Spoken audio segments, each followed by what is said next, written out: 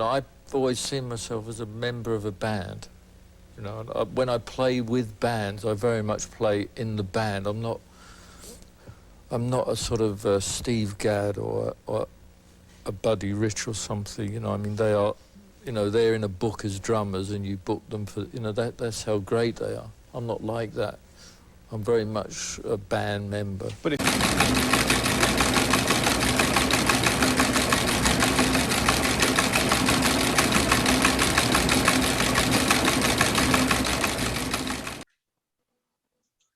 hello, everybody. Happy Sunday. Welcome to Geezerology Gazette. I'm here in South Florida, and I just wanted to say before we got started that here in South Florida, I know from hurricanes. I've been through a couple, but I've never been through anything like what New Orleans is going through again up there. They've got another potential Katrina hitting them just about the time that we're talking right now. Hurricane Ida. So if you're listening from southern Louisiana, please be safe. Take shelter. Do what you need to do to get through this. We're thinking about you. And anyway, that's my little South Florida tale. Bob and Dan are up in Missouri. Bob in Kansas City. Dee in St. Louis. And we're going to talk a little bit about the news. You saw a little bit of Charlie Watts leading into this, and Charlie Watts is gone, but Bob's going to talk about that a little bit. Take it over, Bob. Thank you, Scott, and hello, Dee. Morning, Bob. Okay, so I'm sure everyone is already aware of the sad passing of Rolling Stones drummer Charlie Watts, one of the few true gentlemen of rock and roll. Was with the Stones almost from the beginning, and another icon of the early days of rock, has left us. There's not much to say about Charlie Watts that hasn't already been said far more eloquently by, people better than me. But I just wanted to note his passing. And also, ironically, we had talked about the Rolling Stones a couple of weeks ago when they were beginning their latest tour. And I kind of commented about on their total ages and how they were still going so strong, in their latter years. And then just a couple of weeks later, we lose Charlie Watts at age 80. So kind of tying into that, we also recently lost Don Everly, half of the early rock and roll duo, the Everly Brothers.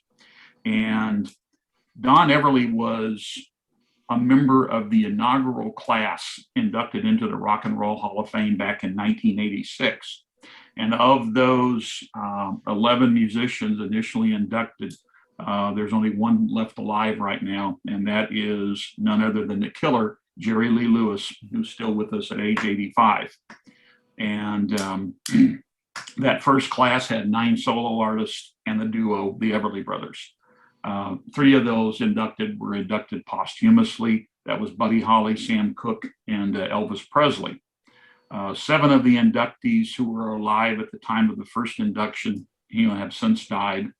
They are Ray Charles, James Brown, Phil Everly, Chuck Berry, Fats Domino, Little Richard, and now Don Everly. So like I say, the only one left from that first group is Jerry Lee Lewis. All right.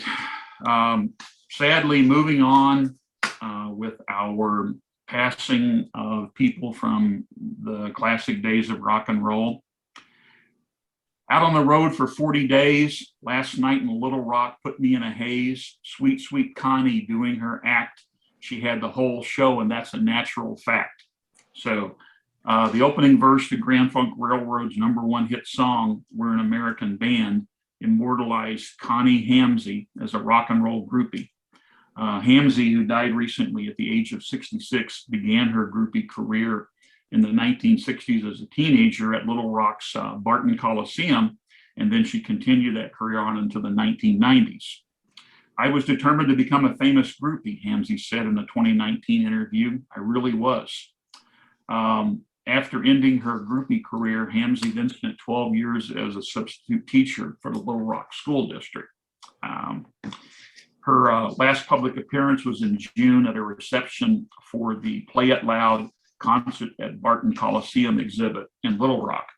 Now, earlier, Hamzy did an interview on the Howard Stern show, and she divulged a list of her conquests. And I'd like to read that list. It's a little long, but I think it's kind of interesting, so please bear with me. Among the people that Hamzy claimed to have had encounters with were Neil Diamond, Paul Schaefer, Bill Clinton. I know he's not a musician, but he did play a saxophone. Doc Severinsen, Huey Lewis, Vanilla Ice, David Lee Roth, Alex Van Halen, Sammy Hagar, Frank Zappa, Lindsey Buckingham, Geddy Lee, ZZ Top, Gene Simmons, Paul Stanley, Grand Funk Railroad, of course, UFO, Bunny Carlos, Rick Nielsen, Keith Moon, John Bonham, Mountain, Peter Frampton, Gil Bridges, Eddie Money, Roger Earl, Bobby Chouinard, Bobby Keys, Alex Lifeson, and Alice Cooper. So Connie got around. There's only one name on that list that doesn't fit, and that's Doc Severinsen. I mean, Well, Bill Clinton. Yeah. But they were both from Arkansas, so you got to figure their paths did actually cross Doc Severinsen once or twice. You know what's sad is if you read her history, she claims that her mom would drop her off at the Coliseum at age 15 and just leave her to go to the shows. And she talks about, how she managed to finagle her way backstage at that young age. So getting back to Charlie real quick. Okay. Yeah, I think I just realized that the Stones tour, where they replaced him with Steve Jordan, formerly of David Letterman's band and formerly of Neil Young's band, but that hasn't started yet. That doesn't start until next month. So I think it's like all of a sudden my first reaction was, are they going to cancel the tour or whatever? Yeah. Well, I remember that he was already recovering from a procedure, and they were going to. They had announced that he wasn't going to go on tour. It turns out, the more I read, he was treated for cancer, 12, 15 years ago, something like that. Yeah. But this apparently was a heart condition that popped up, and it got bad enough they knew he wasn't going to be able to go, and he was still in the hospital. He had some procedure done. He was still in the hospital when he died. He'd been in the hospital for about a week. He never got out of the hospital. But anyway, but I realized just talking about this, go towards the Stones tour, it's only going to be about 8 or 10 shows in the U.S. This is the pickup. These were shows that were canceled from their tour. They were on a global tour back in 2019 and early 2020 when the pandemic hit.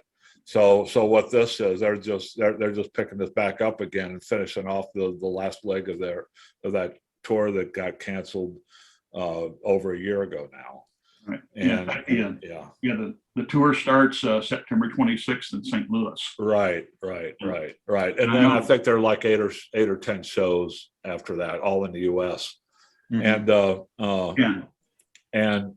that was the same thing that the tour we were talking about last week with Jackson Browne and James Taylor. That tour is a rescheduled tour that was originally scheduled for early last year, and it got canceled because of the pandemic. Yeah. The Stones have. I did stumble across that. I read that after we taped our show last week. Yeah. Yeah. The Stones have 12 dates. And, right. I knew it wasn't very many. They were supposed to have done the New Orleans Jazz Festival, but that's been canceled because of COVID. Right. And I think these are all stadium. These are all stadium shows. Right. So who knows whether all of them will take place or not, depending on where we are with the. Yeah, we're just gonna have to wait and see. Play it by ear. Yeah. Yeah. A lot of uncertainty right now. Yeah. Okay, Bob, what's next? Okay, last thing I have for right now, Spencer Eldon, who's the guy who was once the 4-month-old baby floating in the swimming pool on the cover of Nirvana's Nevermind album, is claiming the cover constituted child porn, of which he was the unwitting victim. So he's suing everybody from the record company to the band, hoping to extract $150,000 from all parties. It seems his family was paid $200 for the photo shoot. And actually his dad was a friend of the photographer, so that's how it came about. Eldon asserts using his photo on the album cover has caused, quote, extreme and permanent emotional distress with physical manifestations, interference with his normal development and educational process, end quote. However, I would like to point out that Eldon, through the years, has made many public appearances touting being the Nirvana baby. And in 2016, in a 25th anniversary recreation of the photo shoot, he even volunteered to do it naked again, but wisely decided it would be better to pose in swimming trunks. So, yeah, this is some sort of opportunistic bull crap. Yeah. Obviously, because, I mean, this was what, 30 years ago? 30 years ago, how old is he? 35, something like that. I know he was 4 months old when the photo was shot. He's now something like 35, somewhere in there. And yeah, he's made all these public appearances, to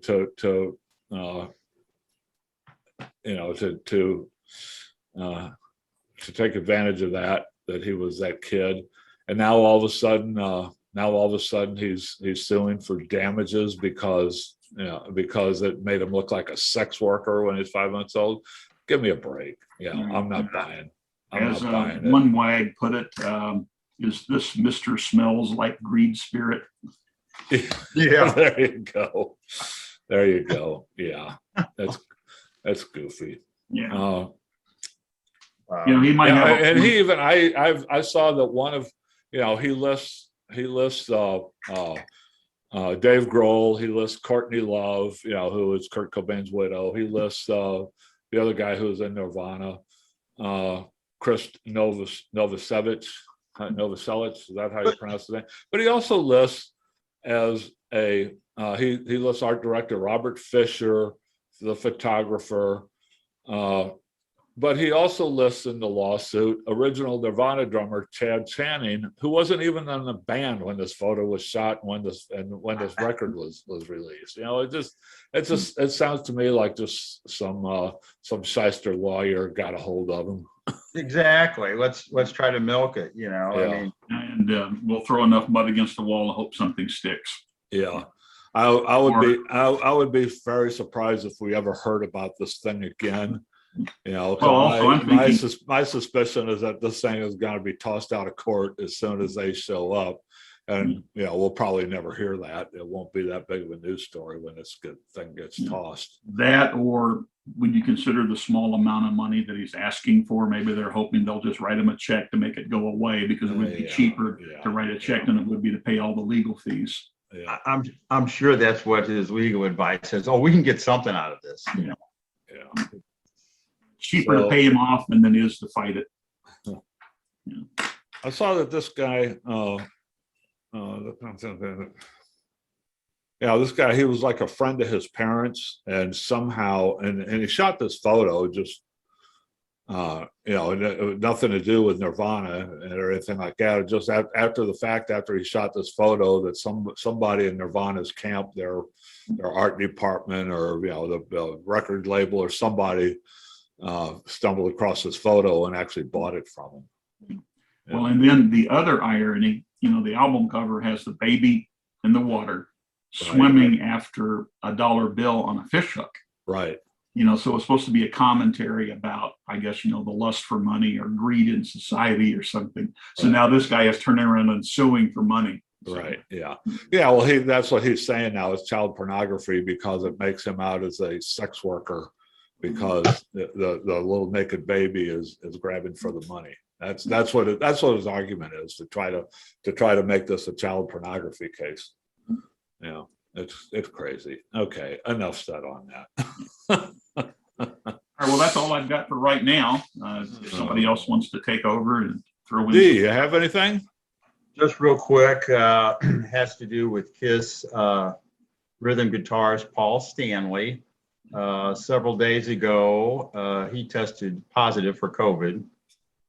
So KISS canceled their subsequent concerts that were scheduled for the time being. However, he says he feels fine. He's not in the ICU. He feels healthy. He says he does 25 miles a day on his, bicycle. So the crew. What does that have to do with anything? I don't know. I'm just taking the quote. Right. I know. And I don't know. The staff and the road crew, they all tested negative. And they haven't said about the rest of their tour. I know they're winding down, but just said stay tuned for more. So for the time being, everything's on hold for the KISS. I think, is this their farewell tour? I don't know. Supposed to be their farewell tour, yeah. Yeah. So, Was he vaccinated? Do we know? I didn't say that part. Yeah. Well, I know Gene Simmons has been a big advocate of vaccinations. Mm-hmm. I mean, I'd be surprised if he wasn't, but So. Well, since he says he's feeling well and everything, my first assumption would be he is vaccinated and it's a breakthrough thing where he's not getting sick. But yeah, he'll probably just have to self-isolate for a few days and resume. But I just want to note that I consider it an accomplishment if I move 25 feet from the couch to the kitchen. So, well, but it's also something. Of course, they're on tour, but it's one more little thing to keep KISS out there. yeah, exactly. Yeah. So that's all I have, really. All righty. I have one news item that I would like to share. Have you all seen the, apparently a couple of days ago, our old friend Eric Clapton has released a new song and a video? Yes. This I didn't want to dignify it. This has got to stop. That's the name of this. That's the name of the song. It's, it's just the same old Eric Clapton, whatever.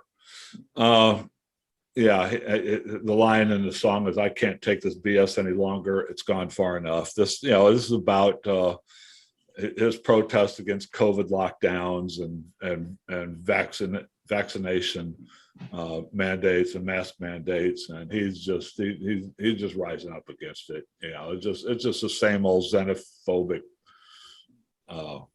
bullshit that he comes up with every 3 or 4 years. Perhaps Eric should take a visit to a pediatric ICU to look at the kids that are on ventilators right now. I can't take this BS any longer. It's gone far enough. You want to claim my soul, you'll have to come back and break down this door, is the chorus on the song. I don't know. I just wanted to mention it. It's like this. I'm sick of this guy. It's like this guy about 3 or 4 years ago, he got up on stage and started going on this rant about immigration and saying we need to shut down immigration, we need to keep people out of here, and calling them dirty mongrels. And oh my God, what's wrong with this guy? This guy who used to shoot all kinds of crap into his arm, now he's saying, well, you can't make me shoot this crap into my arm. Is Clapton, is he like wanting to go on tour, play live? And he's on tour. He's on tour. He's going to be at the Hard Rock, at the theater at the Hard Rock, not the Hard Rock Stadium, at the Hard Rock Casino here, the Indian Casino. They have a theater in there. He's going to be playing there. It's like, I thought about going down there and holding up signs and protesting. It's like, but you know what? Just me talking about him for the last 2 minutes, that's more time than I want to waste. He has said that any place that requires people to be vaccinated or masked or whatever, he's going to refuse to play. Right. He's canceled shows and places that have said that they're going to require proof of vaccination too. So, Clapton, who's the purveyor of a lot of anemic white boy blues, doesn't bother me quite as much as Van Morrison, who's taken the same stand. Because Van was always supposed to be the spiritual one. Yeah. And, Clapton Morrison did put something together a few months back, railing on lockdowns. and all upset because I had to cancel shows and stuff. Yeah, but anyway, I just wanted to go on the record by saying that I've never been a fan of Clapton. I've always thought he was overrated, but it's like, okay, whatever. But now I don't think he's so much overrated. I think he's just an overrated shitbag. That's my opinion of him now. And, just go away. If we never heard anything more from Eric Clapton, it wouldn't bother me. On the flip side of that, Neil Young canceled his appearance at the upcoming Farm Aid. And after that, he came out with a pretty lengthy statement, where he's taking the position that these big festivals and stuff right now are just too dangerous, and that, we should all take a step back, and that it's more important to be safe and then regather, later once we have a handle on this thing. So Neil's taking the exact opposite stand from Clapton. Do we know about that Farm Aid? Just follow up from discussion last week. Is that still scheduled to go on? As far as I know, it's still without Neil? I haven't heard anything about it being canceled. Yeah, I exchanged an email with my old Air Force buddy in Connecticut, Bill Roberts. I said, "What about the Farm Aid being held in Hartford?" He goes, "What are you talking about?" He had no knowledge of it. Yeah, it appears to me, just doing a quick Google search, it appears to me like that's still going to happen, at least at this moment. Stay tuned. I'm sure they'll have some kind of protocols, like either proof of negative test or masking and all that. Yeah. Well, I know even here in the heart of red country, we're starting to get quite a few places in Kansas City, including restaurants, that are saying you have to show proof of vaccination to get in the doors. So it's wow. Yeah. And we've got, of course, AEG and Live Nation is, which is the biggest corporate Right. promoter of shows now, is requiring it for all their shows. but we've got it's just starting out as a handful right now, but we do have independent businesses here in KC, like restaurants and other places, that are making proof of vaccination mandatory. So You're starting to see that in Florida, despite DeSantis's despite our governor's executive order that bans it. That people are starting to tell him to go to hell. We need to deal with this. Well, the owner of one of the nightclubs that did this, said, of course, they got a lot of pushback, but he said they've also got a lot of people coming in who said, "Hey, I've never been here before, but I'm visiting you now because you're doing this." So it's actually been positive for them. Yeah. In St. Louis County,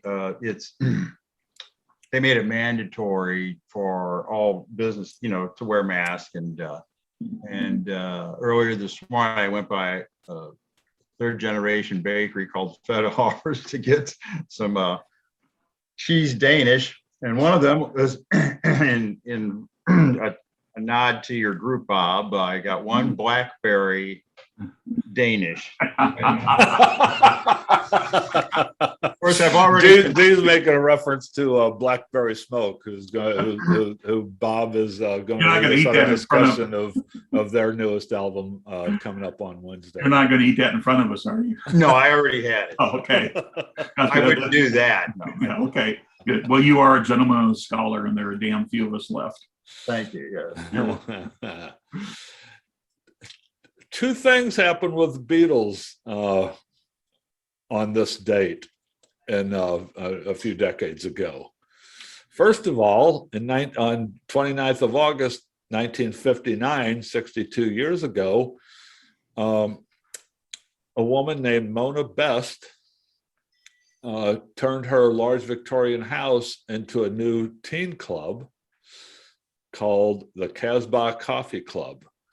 And she brought on her opening night, she brought in a band called the Quarrymen, which consisted of John Lennon, Paul McCartney, George Harrison, and a guy named Ken Brown, who I'm not familiar with. I assume that Ken Brown was the drummer, and I assume that Mona Best's son probably replaced Ken Brown at some point just shortly after that.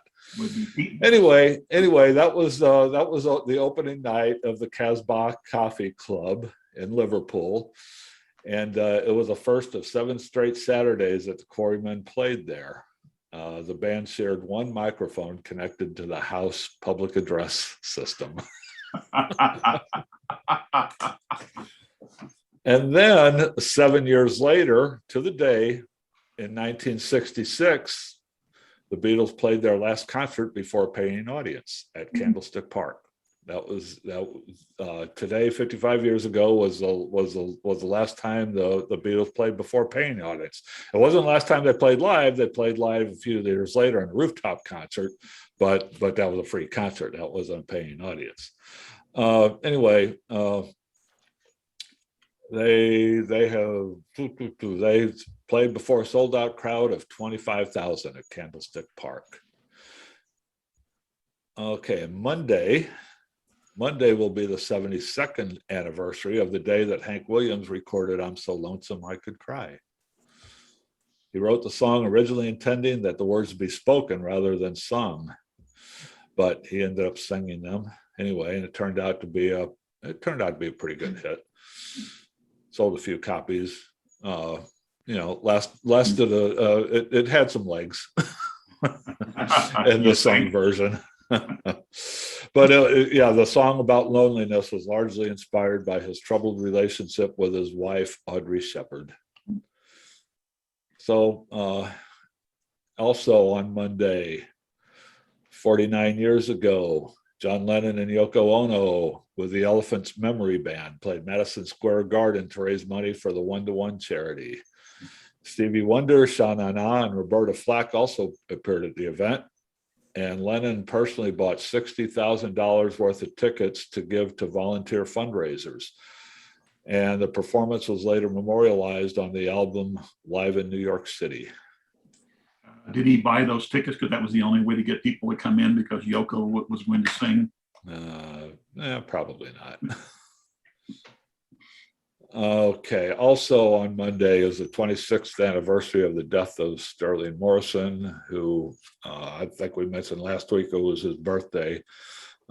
Actually, he died 2 days after his 53rd birthday. Also Monday, 30th of August of 2016, 5 years ago, the newest edition of the Guinness Book of World Records came out that day. And it had a new entry that Ringo Starr's copy of the Beatles' White Album became the most expensive LP ever sold at auction. Guinness confirmed that a December 2015 sale at Julian's Auction House set a new high for album prices when the first edition copy with the catalog number 00000001 was kept in a vault in perfect condition by Starr for more than 35 years. It sold for $790,000. Wow. I can confirm that I've never paid that much for an album. I can confirm I don't have enough money to pay that much. That's slightly astounding. But yeah. Okay, on Tuesday, 53 years ago, on 31st of August, 1968, it was the first day of the first Isle of Wight Festival. Tickets cost $3, and among the performers during those 2 days were The Move, The Pretty Things, The Crazy World of Arthur Brown, Jefferson Airplane, Fairport Convention, and Tyrannosaurus Rex. First Isle of Wight Festival. Also on Tuesday, 45 years ago, George Harrison was found guilty of, quote, subconscious plagiarism of the Ronnie Mac song, He's So Fine, with Harrison's song, My Sweet Lord. Earnings from the song were awarded to Mac's estate, and the Chiffons, which was Ronnie Mac's group, then recorded their own version of My Sweet Lord. I did not know that. I didn't either. I have to go check that out. Okay, on Thursday, here's a good one. The Erie Canal Soda Pop Festival which I'd never heard of. But anyway, this happened on the 2nd of September in 1972. It was on Bull Island near Griffin, Indiana. Okay, the promoters expected 50,000 fans. Well, like a music festival happened about 3 years before that, the 50,000 music fans turned into 200,000 in Indiana, no less. Shades of Sedalia. Yeah, many bands pulled out as the festival drifted steadily into anarchy. Okay, bands that did appear included Flash Cadillac and the Continental Kids, I remember them. Black Oak, Arkansas, Jim Dandy. Cheech and Chong were actually performed during that. Other bands were Foghat, Albert King, Brownsville Station, Canned Heat, Ravi Shankar, Rory Gallagher, the Eagles, the Amboy Dukes, and Gentle Giant. Gentle Giant just doesn't seem to fit in that. But anyway, three concert goers drowned in the Wabash River during the festival as it ended. And after the festival was over, the remnants of the crowd burned down the stage.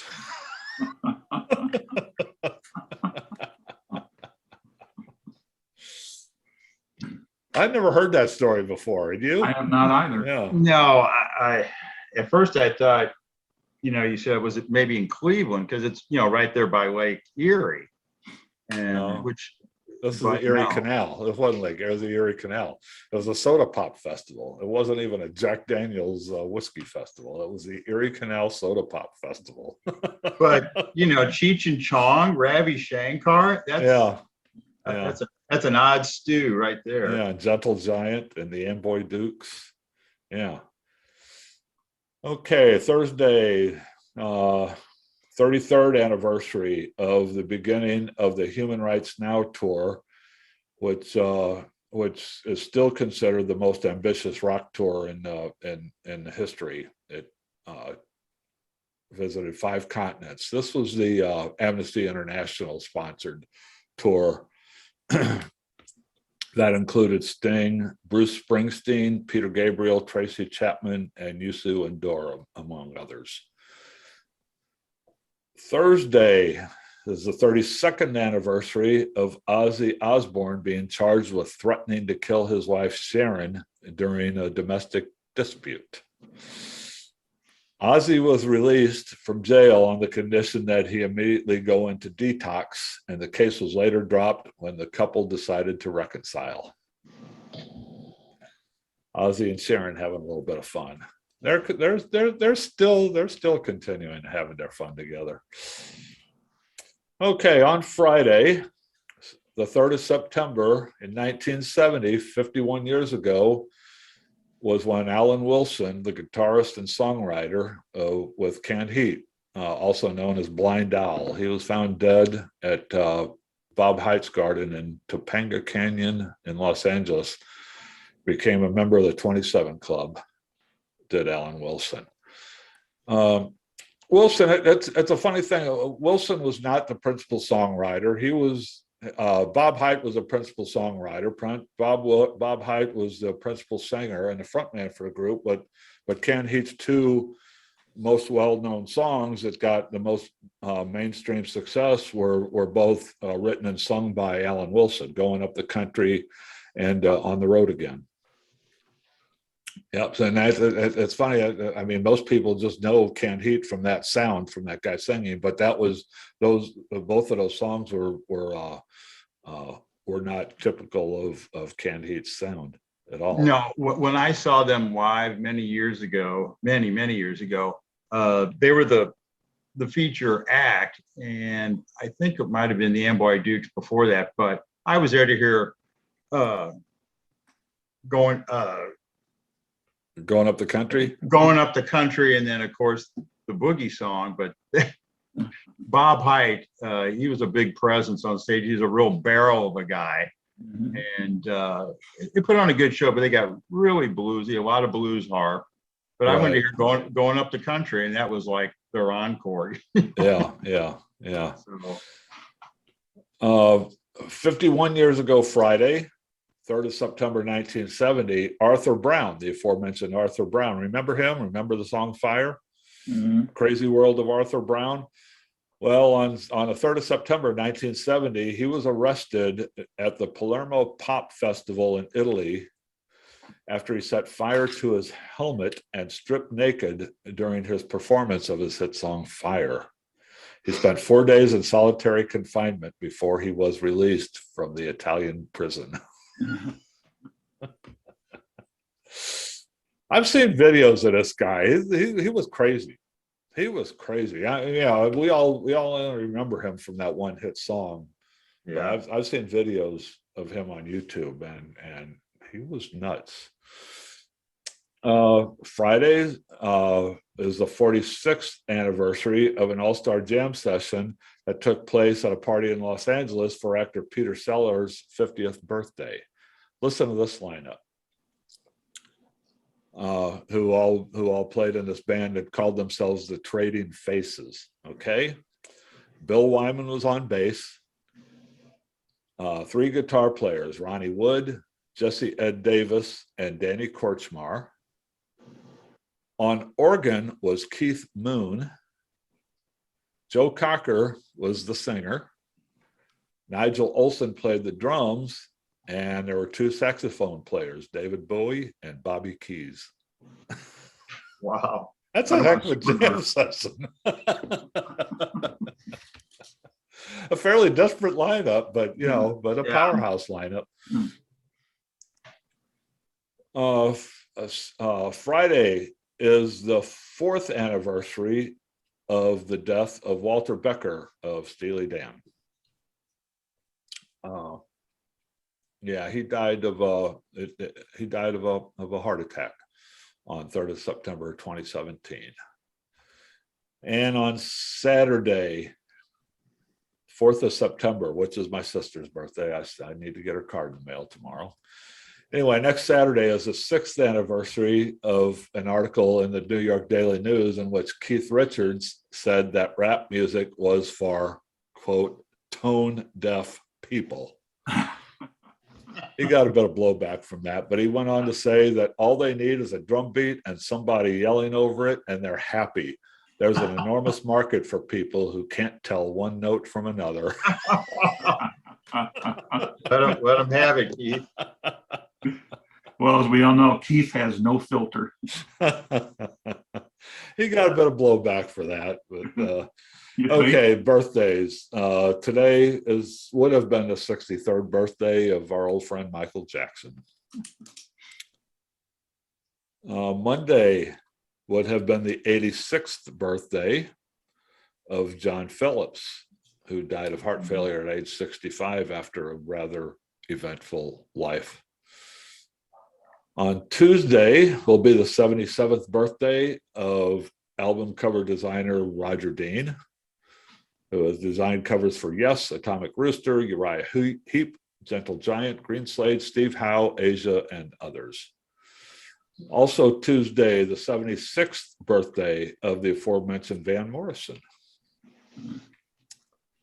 Also the 76th birthday, born the same day as Van Morrison, was former Fleetwood Mac guitarist Bob Welch, who had a brief solo career, and he had a big hit with the song "Sentimental Lady." It became his signature song. It was as a solo artist after he left Fleetwood Mac. Anyway, Welch died in 2012 of a self-inflicted gunshot wound. I did not remember that. Also, on Tuesday will be the 64th birthday of Gina Schock, drummer for the Go-Go's. Also Thursday, the 64th birthday of Squeeze founder, singer and guitarist Glenn Tilbrook. Also that day is the 51st birthday of 80s pop sensation Debbie Gibson. Debbie Gibson's 51 years old. Debbie Gibson. Debbie Gibson. On Wednesday, the 75th birthday of Barry Gibb of the Bee Gees. The 64th birthday of Gloria Estefan of the Miami Sound Machine. Also on Wednesday, the 24th birthday of Jungkook. You know who he is? He's a singer and songwriter with the boy band BTS. Boy band's a Korean pop sensation. Oh, the Korean. Yeah. He'll be 24. He'll be 24. How did I did not know that? On Thursday would have been the 75th birthday of Billy Preston, former fifth Beatle. Also had a hit with "Will It Go Round in Circles" in 1973. He was a journeyman keyboard player. He played, like I say, he played with the Beatles during the Let It Be sessions and then their rooftop concert. He also played with Little Richard, Sam Cooke, Ray Charles, and others. He died in 2006. On Friday, the 79th birthday, Beach Boys co-founder Al Jardine, best known as the band's rhythm guitarist and for occasionally singing lead vocals on singles such as Help Me Rhonda, Then I Kissed Her, and Come Go With Me. Friday will be the 76th birthday of former Steppenwolf bass player George Biondo. It will also be the 73rd birthday of Grand Funk Railroad drummer Don Brewer. Also Friday, the 66th birthday of Sex Pistols guitarist Steve Jones. And wrapping it up, we have 4 birthdays on Saturday.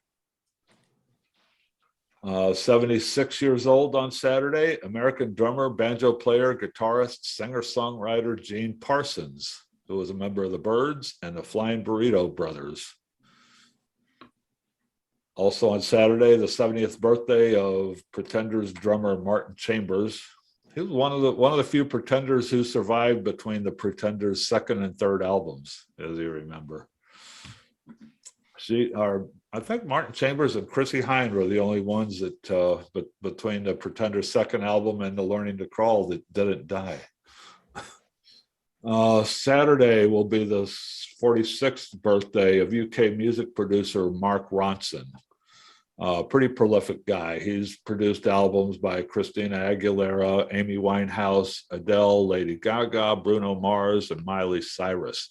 You know, he was a producer of Amy Winehouse Back in Black, which I remember picking up that album when it was new, and I loved Amy's voice. I loved her music. I hated that album because I thought that production was just too compressed, and it sucked. And I had a hard time listening to that album because of the production of it. And I mean, this guy, Mark Ronson, was actually a big producer during that era. Was Mark Ronson any relation to Mick Ronson? No relation. No relation. Anyway, also to wrap it up, also on Saturday will be the 40th birthday of Beyonce. Happy birthday, Beyonce. And that wraps up anniversaries and birthdays. Bob, you have anything left? Well, I got a few things I want to reference back to what you mentioned. You mentioned Don Brewer. Brewer was actually the author of the song "We're an American Band" that we talked about earlier. Okay. And then Dee mentioned Canned Heat and Going Up the Country. If you have not heard it, I encourage you to go onto YouTube and look up Bulldoze Blues. And the melody for Going Up the Country was lifted 100% from an old blues song called Bulldoze Blues. Is there ever any court action or anything over that? Not that I'm aware of, okay. But a lot of that stuff, sadly, a lot of those old black blues musicians got really ripped off. You know, they probably copyrights ran out and stuff. You know that, or you know, I know a lot of those they sold their songs for next to nothing. Right. Yeah. Yeah. And you know, so I don't know. I've never heard about it, but I mean, it was the melody is lifted 100%, and then you know, I just got to say in relation to that, it just so happened that a day or two ago it turned up on my Pandora feed, that Spirit song. And every time that song comes on, I think they're playing Stairway to Heaven. I mean, it's you know, it's they you know, it was almost it's almost like if you listen to that, It's not like Robert Plant re-recorded that. It's like he took that Spirit tape and just lifted it and edited it into Stairway to Heaven. Yeah. But Randy California lost that court case. Well, Yeah, Spirit, that was one of the groups. I have a couple of their albums. I think the 12 Dreams of Dr. Sardonicus is probably their best, and that song is on that LP. Right. And they, I wish I could have seen them in concert, but you would think California's estate would have had a much better case than the Chiffons did against George. You know, they called it subconscious. Right. And the Kinks had Kinks won one against the Doors for Hello, I Love You and All Day and All the Night. But none of those are duplicates like this was, but No. they lost that case. Yeah. Well, in the early days, of the British invasion with the bands like Led Zeppelin and the Rolling Stones and such, they lifted so many of their songs directly from the black blues of the Delta and stuff, and made a fortune off those songs without anything going back to the original, performers like Crossroads and a lot of those songs. Right. And then wasn't there something just recently where Chuck Berry's estate went after Yoko Ono because over Come Together, right? Because they say he lifted a lot of that stuff from a Chuck Berry song. Here Come a Flat Top was a lyric lifted straight from that song, and then that was the line. The guitar riff was the same. Yeah, but I don't know what came of that. I just remembered that was a news item of but a few months ago. The ultimate has to be John Fogerty being sued for plagiarizing himself. Oh, right. And then one last thing I wanted to touch bases with, you mentioned that Soda Pop Festival, which I had never heard of before. A lot of people aren't aware of the Ozark Music Festival that was held in Sedalia, Missouri at the State Fairgrounds back in '74. And it drew about 160,000 people there and had some big names for the time: Bachman Turner Overdrive, Aerosmith, Blue Oyster Cult, the Eagles, Marshall Tucker Band, Ted Nugent, Leonard Skinner, the Electric Flag, Charlie Daniels, Joe Walsh, Babe Ruth, REO Speedwagon, Bob Seger. And anyway, it was a horrible disaster. The organizers were not ready for that many people. It was brutally hot in July, which we get in Missouri, and there was little to no food, little to no water. Sanitary facilities were overrun. When was this? July of 1974. Okay. Yeah. So it was a big deal, but not a lot of people know about it. Yeah. And there's supposed to be a documentary coming out about it that's titled Sodom and Gomorrah. Now that you mention it, I faintly remember that. I think it was my first, went down to SMS, and there was, people would talk, and stuff like that. But the promoters of that event, they should have taken a cue from Woodstock and hired Wavy Gravy to bring in what we have in mind is breakfast for 200,000. So, a buddy of mine from my hometown went to the festival, and he came back with some horror stories, including several scary encounters with Hell's Angels. So, and I didn't know about it, and if I had, I probably would have gone, which I'm some ways glad I missed it, because I guess it was horrible experience for these poor people. Okay, does that wrap up the news for this week? Yeah, I think so. Okay. Thanks for joining us, everybody. We'll be back next week with another edition of Geezerology Gazette. Join us on Wednesday, where the three of us will discuss the Blackberry Smoke album, You Hear Georgia, which is a 2020 release or 2019, sometime 2021. Oh, 2021. It's brand new. Okay. Anyway, we'll be talking about that on Wednesday. So join us for that, and we'll see you later, everybody. Thanks for coming. Take care.